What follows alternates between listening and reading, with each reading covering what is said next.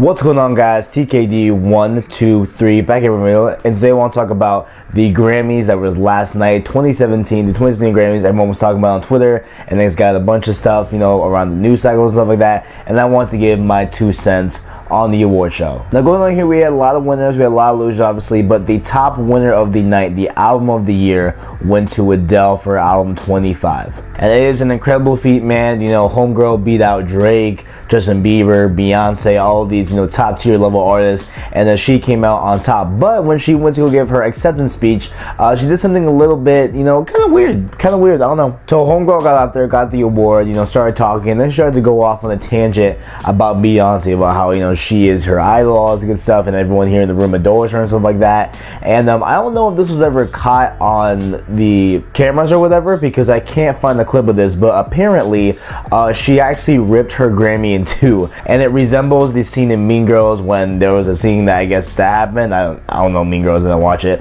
but that happened in a movie, and I guess this is the same type of thing here. And she literally ripped her Grammy in two, and I guess that was meant to give Beyonce the other half, something like that. I don't know, but I think that's kind of weird, man. I mean, I would be just like, yo, embrace, your award, embrace that you, put in the effort, made a great album, all and stuff like that. You know what I'm saying? But I don't know, it just seemed weird to me. Maybe just me, I don't know. And then moving on to the other people that won Grammys, my boy Drake, Drizzy Drake was popping. He won 2 awards, both of them for Hotline Bling. The first one was the best rap song, and then the other one was the best rap performance for Hotline Bling, both of them for Hotline Bling. And a lot of people that are big fans of him wanted him to win Album of the Year for Views. Personally, I have kind of retracted my thoughts on Views, you know what I'm saying? And I don't really feel that it should have deserved Album of the Year. But hey, man, it is what it is. Drake had an amazing year with Views. Drake had an amazing, success overall with Views. So definitely props to the man.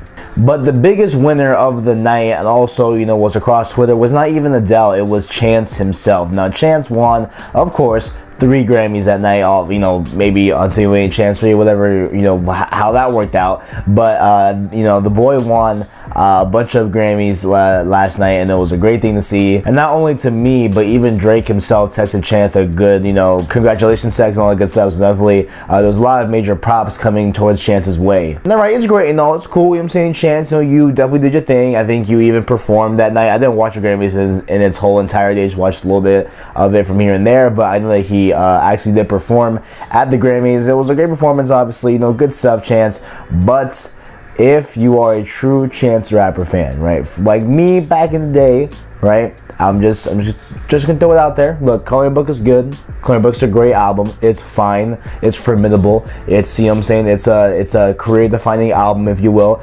Beautiful, right? But nothing that Chance has ever put out tops acid rap. I'm sorry.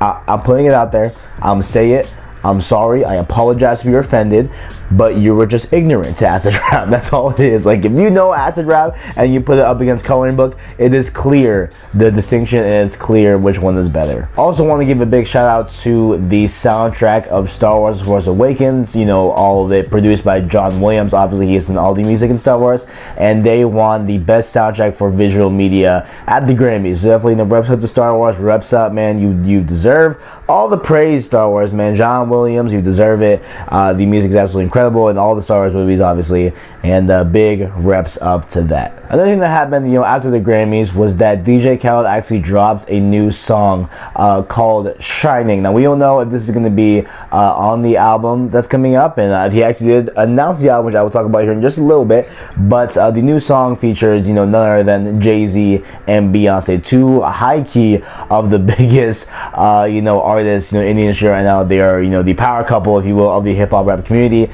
and they got on the track with DJ Khaled, and this may or may not be on the album, who knows. But speaking of that new album, DJ Khaled last week had a press conference, and I think it was live stream or something like that, or it was filmed or whatever. I know it was on Snapchat, but he had this big E3-esque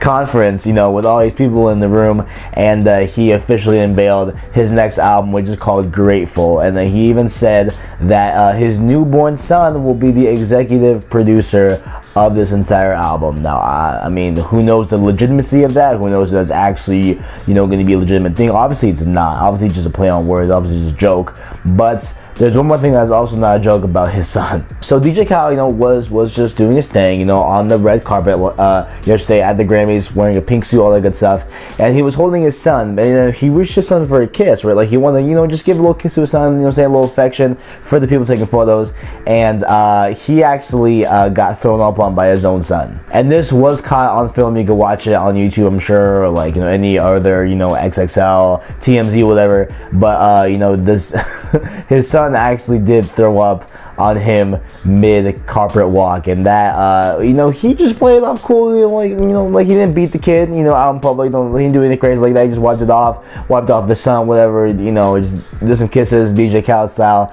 and then he went on his very way, but left the kid behind because he ain't trying to get thrown up on again. Hell no. Also on the red carpet, we got some new things going on with Wiz Khalifa and Amber Rose. Obviously, this, you know, power couple goes back a few years, and there's been a constant, you know, cat and mouse fights between the two. There's been a bunch of things said and things left unsaid, all stuff like that. But they responded, you know, at the red carpet event, all, you know, them two together, and they were actually being very affectionate. They were showing plenty of PDA, plenty of kissing. So, you know, like a lot of people are, you know, kind of leaning on the side of, okay, this might be them getting back together, this might not be, who knows. But I just thought, you know, just want to throw it in there, whatever, you know, just in case you guys like Wiz Khalifa or Amber Rose, definitely, you know, get to, you know, enjoy that fantasy of them getting back together, I guess. I don't know, who knows. Now, the biggest story I want to talk about here is the clapbacks between Frank Ocean and the producers of the Grammys. Now, this was a big thing, you know, yesterday. It definitely was talked about a lot, at least in my feed, right? But what happened was, so the Grammy producers, you know, said a lot of things about Frank Ocean, and about all the other people. So what happened was the Grammy producers said a lot of things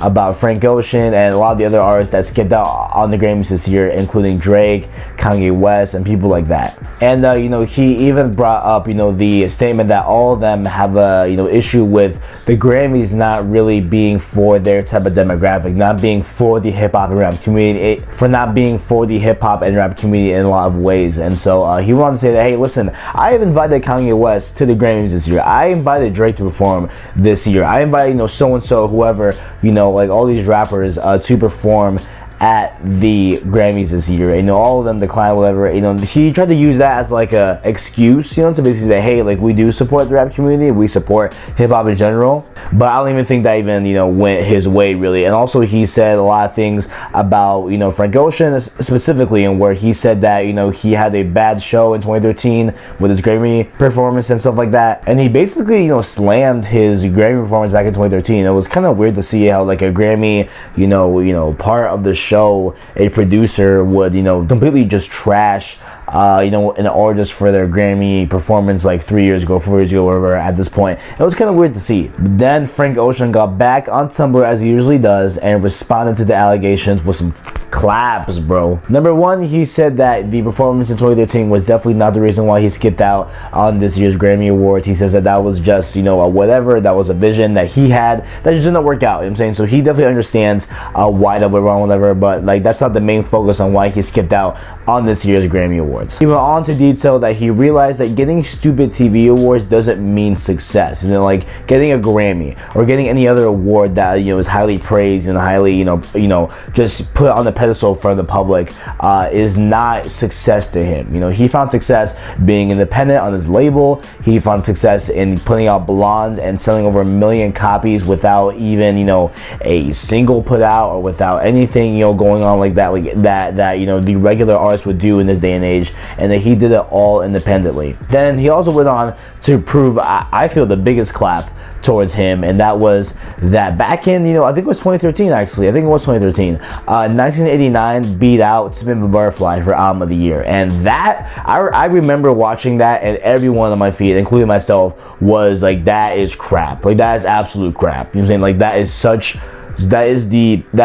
a sad thing to see happen to an artist. Like, are you like, okay, we're talking about To Pimp a Butterfly, the album that we talked about a few weeks ago that was put into the Harvard Library because of its excellence, because of its, you know, perfection, right? That album is, right? And for that to not be recognized at that point, when everyone was talking about To Pimp a Butterfly, it was being the album of the year, obviously, that like it was Kendrick's year, it was, you know, the greatest album that, you know, a lot of people, like, like a lot of people have listened to, you know, in the past few years at that point. And to give it to 1989, like what, dude, that was the biggest L. And that's why I feel that Frank Ocean definitely won this clap, because dude, that's a prime example of the Grammys low-key not showing consideration and not showing you know, I guess representation, if you will, with the hip-hop community. And last thing here I want to talk about is the new Schoolboy Q album. Now Schoolboy Q came out with Blank Face, you know, a year ago. I think it was last year. I think it was last summer, actually. And I just decided to skip it for multiple reasons. It's not that I don't like Schoolboy Q, it was that I didn't feel that he could carry an 18-track album. And I do want to go back to it. I might go back and listen to it, you know, at some point here and there. I don't know if I'll ever review it. I'm not sure if I'll review it. But, you know, just for that notion, you know, I just didn't really want to dive into Blank Face, because I, you know, just didn't want to consume, I guess, that much Schoolboy Q. Even though, you know, I heard a lot of good praise about it, like it was good. And, you know, beside the point. Coming off his Grammy-nominated album Blank Face, he is actually making a new album, and not even just making it, he is halfway done. He says he'd been working on it, you know, for a short time now, and he's almost halfway done, stuff like that. And he's had long studio sessions in a row, and like at a time, with multiple hours going through, you know, making this album. He says that this is the fastest he's ever been inspired to make something, and that he definitely is energetic about this album, definitely is putting in a lot of effort in this album, and I can't wait to see it, you know, come to fruition. He also says that this album will also capitalize on a side that not many people have seen from him. You know, a lot of people tend to see, you know, Schoolboy Q as just, you know, a guy from the hood, whatever, you know, he's hood, gangsta shit, you know what I'm saying, right? But in this album, he said that he's going to capitalize on the new Q, you know, on the new version of himself, and that is the father, that is the person that is happy most of the time, that is the person that is trying to bring up, you know, his friends and stuff like that. So there definitely is a more of a positive twist we're going to see here with Schoolboy Q's new and latest album that's coming out here, I assume, maybe this year. I assume, like, if it's already half done, I assume there's no reason for it to not drop this year, right? But, you know, that's just how it is. And then, yeah, that's all I got. If you guys enjoyed, make sure to leave a like, subscribe, and share it down below. I appreciate all the viewers of me. Thanks for watching, and as always, I got you.